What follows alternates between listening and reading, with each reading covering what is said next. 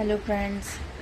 तो social media पर ज़्यादातर ये चल रहा है कि नेहा दी ने धोखा दिया है, सत्ता जी ने ये किया है, नीतू दी ने ये किया है, सचिन भैया ने ऐसा किया है, मनीषा दी के साथ इतना सब कुछ हो चुका है। तो मैंने भी मतलब सबको फॉलो किया कर रखा था नेहा दीदी की वजह से, क्योंकि मैं शायद उन्हें पसंद करती थी, अब नहीं, क्योंकि इन सब के बाद शायद ही है कि उन्हें कोई पसंद करेगा, क्योंकि एक लेडीज़ दूसरी लेडीज़ का घर इस तरह से तोड़ेगी ये नहीं सोचा था। और मैंने तो कभी भी नहीं सोचा था। मैं तो अपनी फैमिली में अपनी मम्मा को बताती रहती थी कि नेहा दी ऐसी है, नेहा दी ऐसी है, ख़ास तौर से नीतू दी। और जब नेहा दी की वीडियो देखी तो मैं अपने मम्मी पापा को बताती थी कि देखो सबसे अच्छी फ्रेंड ये है माँ, नेहा दी और नीतू दी। तो नीतू दी मैं बताना चाहती हूँ कि बिल्कुल आप ही की तरह मेरी भी एक फ्रेंड है, बहुत अच्छी है। जिस तरह से आपने नेहा दी का साथ दिया है हर जगह पे, हर मोड़ पर, वो भी मेरे साथ खड़ी हुई है। और अब ये कहना बहुत मुश्किल होगा शायद ही आप दोस्ती पर विश्वास करें, क्योंकि आपके साथ इतना बड़ा धोखा हुआ है, आपके साथ नेहा दी ने ऐसा किया है। और मनीषा दी के साथ भी बहुत गलत किया उन्हें ऐसा नहीं करना चाहिए था। उनकी भी एक बेटी है, उन्हें सोच। मनीषा दी, आपने बहुत कुछ झेला है, सच में कोई और होता तो शायद इतना नहीं झेल पाता। आपने बहुत कुछ सहन किया है।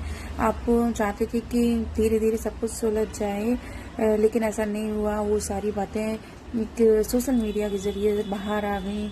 बातें अगर कमरे में ही बंद कमरे में ही हो जाती, आप लोग सुलझा लेते तो शायद सोशल मीडिया पर इतना हंगामा ना मचता।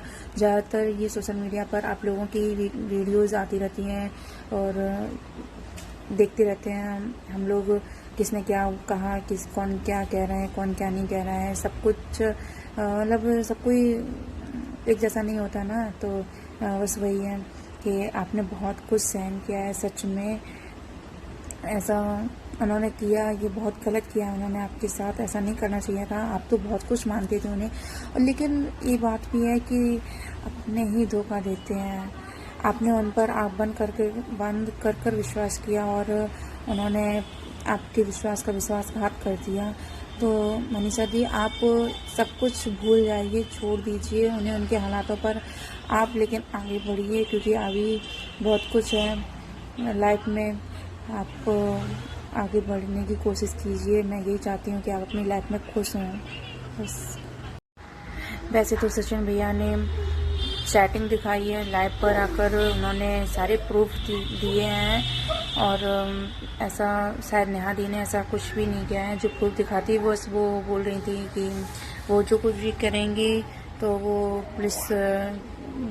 पुलिस का साथ ले रही हैं। तो इस वजह से उन्होंने कोई प्रूफ, कोई किसी भी तरह की कोई रिकॉर्डिंग या कोई चैटिंग नहीं दिखाई है। लेकिन यहाँ सचिन भैया सही है, तभी तो उन्होंने लाइव पर आकर, वरना ऐसा कोई नहीं होगा जो लाइव पर आकर इस तरह से चैटिंग दिखाए या फिर रिकॉर्डिंग दिखाए। तो उन्होंने ऐसा किया। तो मैं तो उन्हें सही मानती हूँ कि सचिन भैया अपनी जगह सही हैं, देर से ही सही, पर वो सही हैं अपनी जगह पर। उन्होंने सब कुछ संभाल लिया है, उनकी फैमिली बिखरने से पहले बच गई है। वैसे तो नेहा दी ने कोई कसर नहीं छोड़ा था कि फैमिली उनकी बचे, तो उन्होंने सब कुछ संभाल लिया है। तो सचिन भैया, आप अपनी लाइफ में आगे ही बढ़ें। और नीतू दी और नेहा दी को जब भी मैं साथ में देखती थी तो मुझे अपनी फ्रेंड की याद आती थी। तो जैसे नीतू दी, जब भी मैंने आपको और आपकी वीडियो और नेहा दी की वीडियो को साथ में देखा है, तब जय वीरू का ही नाम आया है कि आप लोगों की दोस्ती एक जय वीरू की तरह है। ऐसे ही आप दोनों को साथ में जब भी देखती थी तो मुझे मेरी टिंकल की याद आती थी कि वो भी मेरी बेस्ट से बेस्ट, मतलब हद से ज़्यादा वो मेरी फ्रेंड है। हाँ, वो मेरी बहुत अच्छी फ्रेंड है। और जैसे कि आप लोगों से जय वीरू का नाम दिया जाता था, तो हमारे टाइम पर, कॉलेज के टाइम पर, हम जब कॉलेज में थे तो हमसे, मतलब मैं लंबी थी, वो छोटी थी, थोड़ी सी छोटी थी, ज़्यादा छोटी नहीं थी। तो मुझसे लंबू और उससे ठिनगू बोलते थे।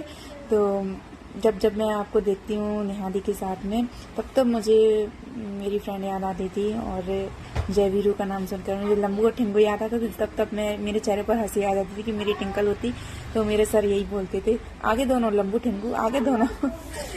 तो लेकिन अब क्या कहें, अब क्या बताऊं मैं कि वो उसकी भी शादी हो गई, तो वो दूर है मुझसे। तो हाँ, कभी कभी बात हो जाती है उससे, क्योंकि वो भी बहुत बिजी रहती है अपनी लाइफ में।